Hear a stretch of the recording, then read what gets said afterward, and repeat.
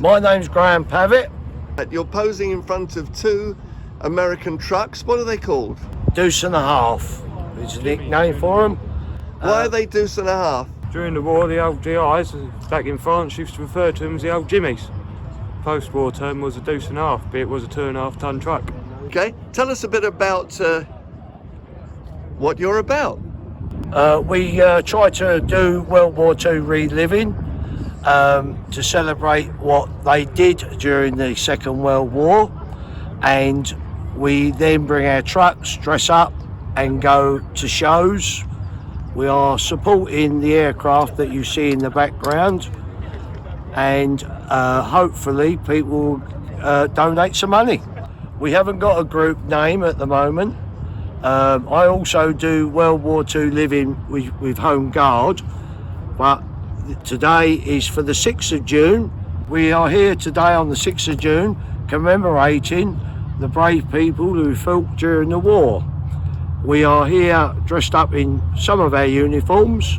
My friend to the right here, he's got his gun and bits and pieces. Hopefully we can get this message out for other people to look at. You must be really thrilled to be on show here. Is this your first show? No, it's not. No, we've done several shows. Obviously with the COVID virus, things have changed and some shows have been cancelled. But we try to keep ourselves safe and hopefully can get to some more shows this year. What's your full complement of trucks and vehicles? Several trucks. We've got 4 here, 3 are owned by one person. I've got 2 trucks. One of my trucks is a 34 Ford used in Home Guard during the Second World War, but this we're doing American at the moment. Hopefully, you know, we will keep going and growing, get more people and more vehicles. And how many soldiers have you got signed up? At the moment, 4. Wow, so this is really a new venture, isn't it? I've been doing it a long while, but it's getting the people to come and do it. It depends on what they've got, what vehicle they got, what clothing they've got, where they live. Yeah, where they live, all that. It comes into force because of cost as well. Now, you know, we provide food when we're out normally. We cook our own food, drinks, so that helps. We don't have to buy it when we're out. Well, you're in the army. I mean, you should be cooking for yourself. What's going on? Yes, we do cook for ourselves. My name's Harry Lunnan. I'm here today with my cousin Graham Pavitt to commemorate 6th of June, D-Day. And we're here to see the plane start up today with the engines at Weald Airfield. You've got a very impressive looking kit there, right down from your boots to your helmet. Presumably this is second-hand shops? Yeah, all the stuff I've got is replica, except for my rifle here, which is an original 1943 M1 carbine. It is deactivated and all before anyone gets Has to be deactivated. So, lovely old bit of kit. What sort of bullets would it fire? Well, this is the M1 carbine. It was a mixture.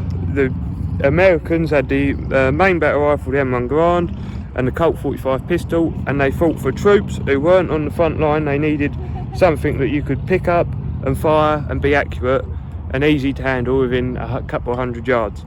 So they come up with the idea of the M1 carbine, which, as you can see, is a 30 carbine shell, whereas the M1 Garand was 30-06, which was fired in 30 calibers, Springfields.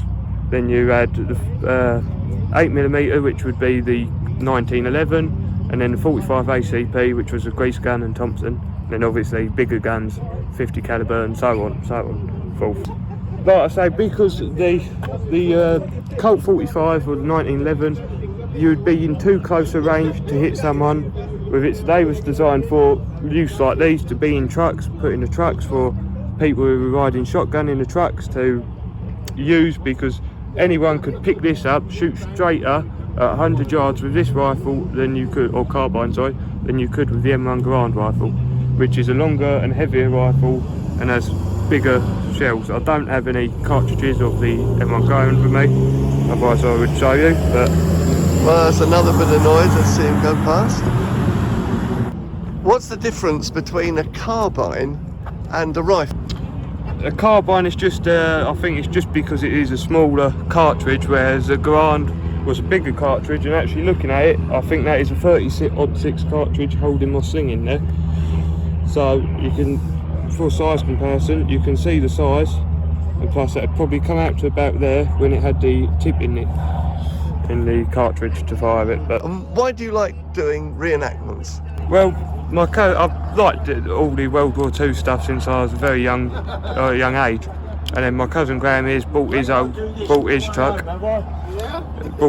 and as soon as I saw his truck, I just fell in love with these old things.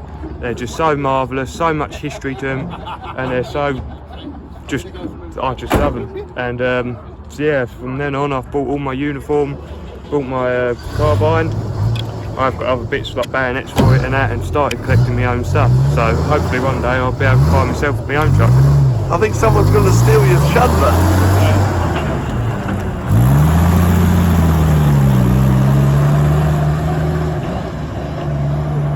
So what brings you here particularly today, 6th of June? Yeah, 6th of June, as we all know, is D-Day, where we liberated France from Germans, Nazi Germany. So we're here to commemorate for what them soldiers done during that time, and to keep the memory living, especially to show kids these days who may not get taught this sort of stuff in history lessons, and to just show it all off so memory lives on of it, really. So You've got to start a recruitment drive, do you? well, hopefully try and get more young minds in it and looking for it and keeping the memory alive with it. Well, with guys like you, young as you, you've brought the age down for this group, haven't you? Yes, indeed, so I am 18 years old, so I would have been the age what you would have been gone and sent out to the war, or conscripted into the United States Army, or the British Army, or Germans.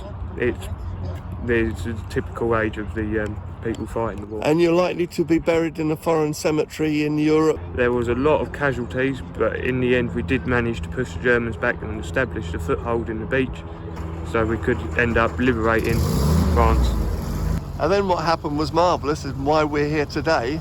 And then transports like the Skymaster went and helped our enemies. Amazing. We forgave them and we saved Berlin. Yes, during the Berlin airlift, when Russia, the Soviet Union at the time, just blocked all of Berlin off, West Berlin, we had to fly our planes over to West Berlin to drop our supplies. Aircraft landed in Berlin, where Germans, supervised by British Army personnel, eagerly unloaded the vital supplies. Air crews of the RAF and Commonwealth crews from Australia, New Zealand and South Africa, together with their British charter colleagues, all of them played their part with the United States Air Force in maintaining this non-stop operation.